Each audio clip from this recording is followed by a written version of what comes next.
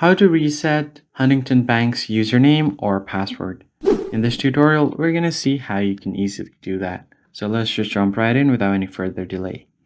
First thing you have to do is open up huntington.com on your web browser, like so.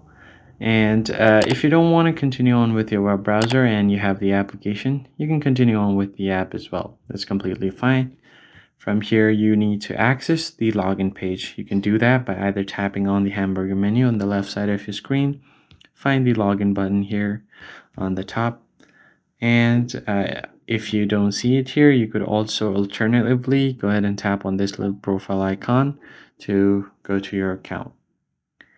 Once you have it open, you'll get to the login page. Now, in order to recover your username, you can tap on this forgot username button. And once you have tapped on it, you'll be asked to enter your email address. Just provide your email address and then tap on continue.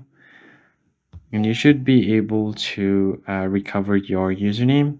They'll send a message with your username so just go ahead and check an email for that.